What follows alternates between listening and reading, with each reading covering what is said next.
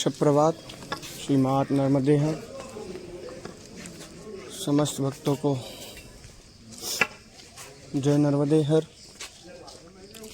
आज हम हमारी यात्रा में पुनः आगे की ओर बढ़ते हुए, जहां कल हमें 8 किलोमीटर और आगे चलना था, पर ऋतु वर्षा के कारणवश हम परिक्रमा को 8 किलोमीटर पहले ही विश्राम दे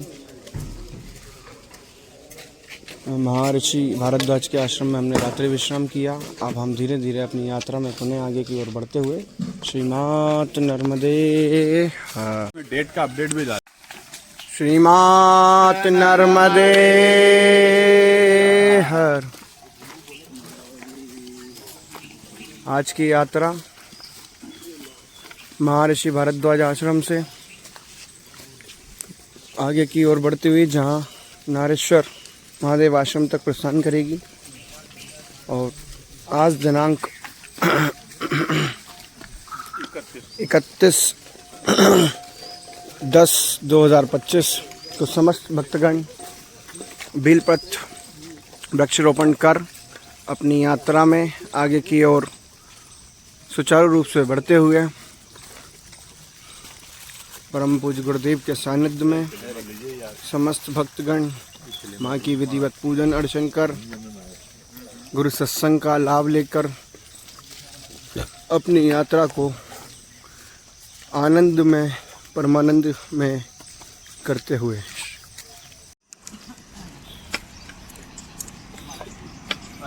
हम परिक्रमा मार्ग में धीरे धीरे आगे की ओर बढ़ते हुए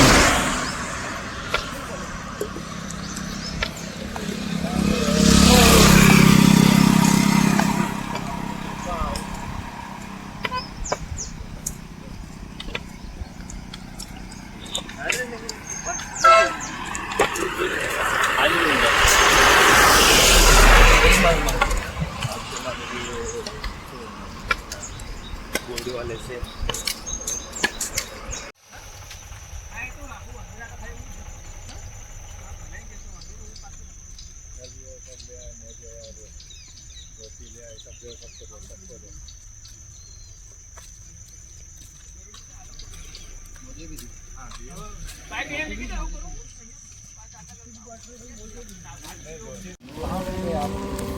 और पिछले बार 2023 में 12 ज्योतिर्लिंग 4 धाम 4 शंकराचार्य की आश्रम में नगर में आज थे, वहीं गए थे। फिर वहीं से ये प्रेरणा मिली थी ऐसे बच्चों का। हमारा जी वहीं थे और महाराज जी और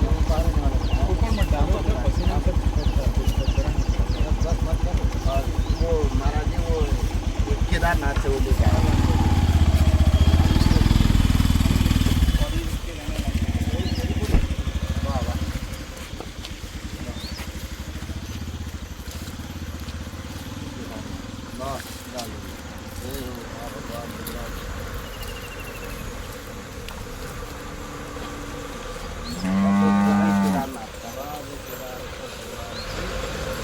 भगवान केदारेश्वर भगवान की जय।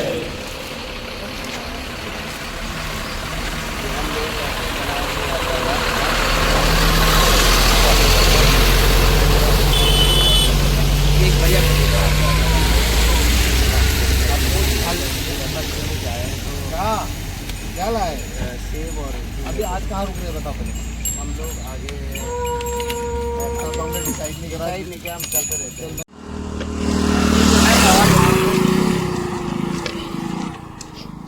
हमारी सेवा गाड़ियाँ रास्ते में आ चुकी हैं, जहां हम लोग को पानी जल सेवा के लिए रोकी गई है।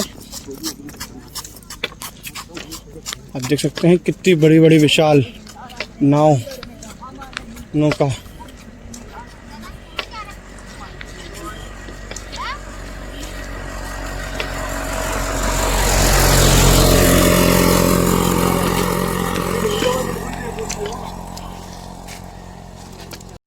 देख सकते हैं आप इस समुद्र में मैया जी नौका विहार हेतु बड़ी बड़ी नौकाओं का कारखाना, जहाँ रिपेयरिंग भी होती है और बनती भी है।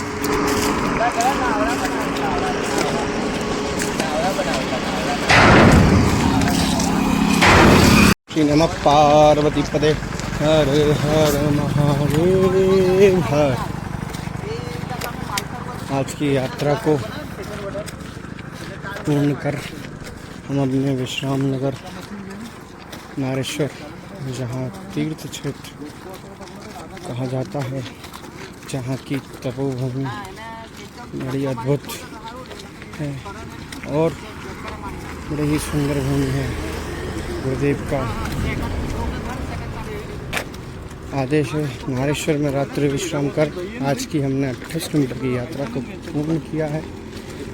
आधे किलोमीटर बाद हमारा आश्रम होगा, वहाँ हम रात्रि विश्राम करेंगे, पूजन अर्चन विधिवत,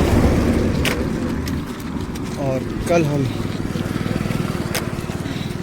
पुनः मालसर की ओर आगे बढ़ेंगे। और मैया के तट पर गुरु सत्संग की महिमा एक अद्भुत होती है और दिव्य शक्तियाँ, दिव्य परम पूज्य गुरुदेवों का जो सानिध्य मिलता है वो जीवन पर्यंत के समस्त संकटों को काटने वाला होता है। इसे परम दुर्लभ, परम प्रिय, परम पूजनीय गुरुदेव भगवान के सानिध्य में मुझे और समस्त परिक्रमा वासियों को माँ नर्मदा जी की परिक्रमा का शुभ अवसर मिला, जिसका लाभ हर परिक्रमावासी भरपूर आनंद में होकर उठा। श्री माँ नर्मदे हर।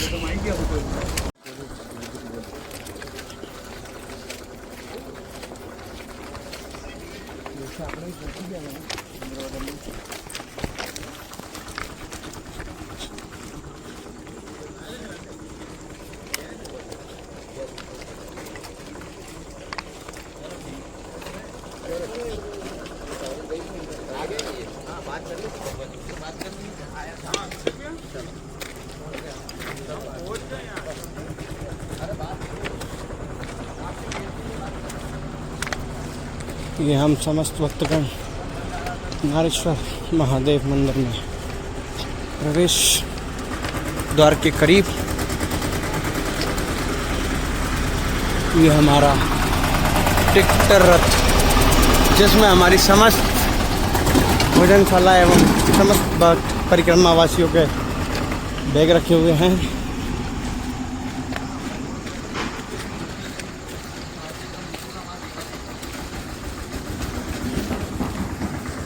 तुलसी मात नर्मदे हर।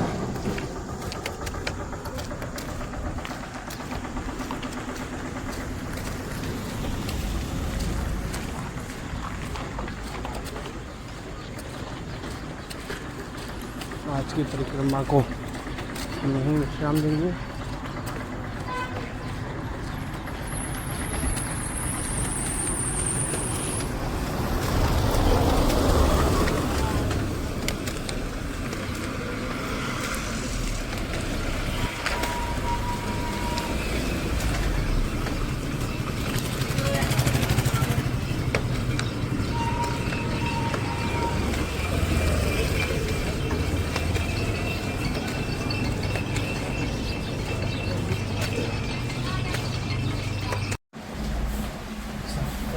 नरेश्वर महादेव भगवान के दर्शन कर आप समस्त भक्तगण अपने जीवन को धन्य करें। जय श्री महादेव।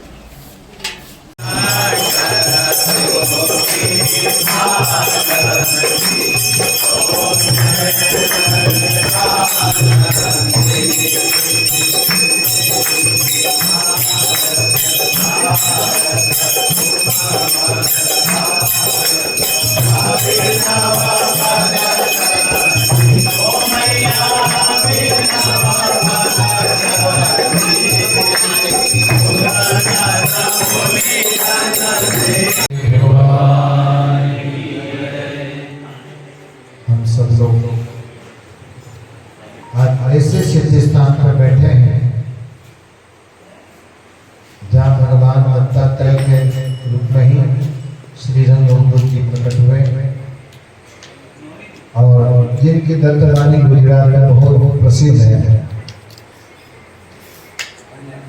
सिद्ध स्थान पर जाना ही सौभाग्य की बात होती है।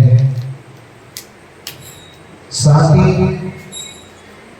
कई जन्मों के पुण्य उदय होते हैं जब जाके संत दर्शन होते हैं।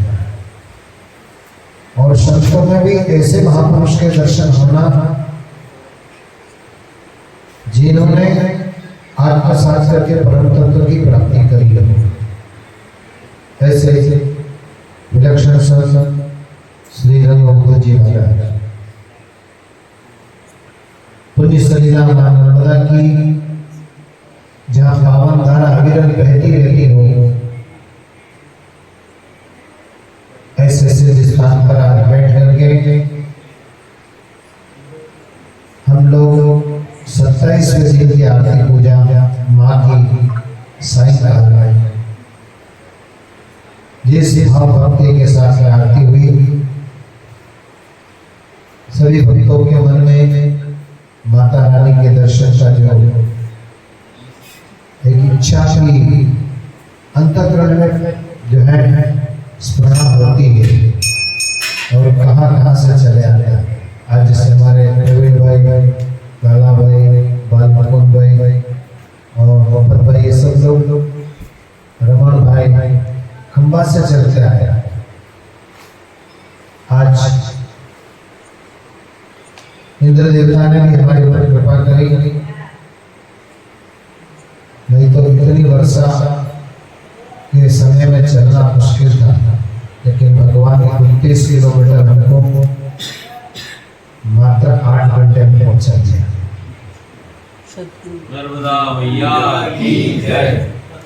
ये जिन महापुरुषों के, जिन दत्तात्रेय भगवान को हम सब लोग अवधूत रूप में देखते हैं, यहाँ भी स्वामी जी को रंग अवधूत जी महाराज और परम तत्व श्री भगवान नित्यानंद भगवान भी परम योगी अवधूत श्रेणी के महापुरुष। उनके गुरुदेव श्री गुप्तानंद जी भगवान, जिन्होंने मालवा के अंचल में अपनी भक्ति का प्रचार करते हुए उस परम तत्व की खोज करी और 14 रत्न जैसे अनमोल ग्रंथ की रचना करी। सागर का मंथन करके जिस प्रकार से देवताओं ने असुरों ने अमृत की प्राप्ति की और उसमें से 14 रत्न निकले, उसी प्रकार से जीवन मुक्त रत्न से लगा करके भक्ति रत्न, सत्संग रत्न, आदि रत्नों की युक्ति रत्न जो है, किस प्रकार से सत्संग में परम तत्व की प्राप्ति की जाए, ऐसे अनेक रत्न वेद रूपी सागर को मंथन करके रखा। जिसका एक प्रसंग मुझे स्मरण आता है, बालक वृद्ध न्याय।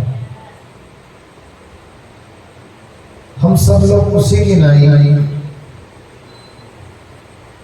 वृत्त बनते जा रहे हैं, लेकिन हमें स्वस्वरूप की प्राप्ति नहीं हो रही। कहते हैं किसी नगर में एक महापुरुष रहते थे और वो मेला देखने के लिए बाजार में गए। बाजार में बहुत कौतूहल देखते साथ में एक छोटा सा बच्चा था। उस बच्चे को अपने कंधे पे बिठा लिया और कंधे पे बिठा करके मेला देखते रहे और कुछ क्षण बाद वो भूल गए और बच्चे को ढूंढने लगे।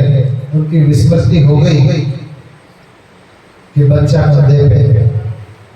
इधर उधर बहुत भटकते रहे और भटकते जब निराश हो गए, अंत में विचार किया कि घर चलना चाहिए और वो घर के लिए निकले।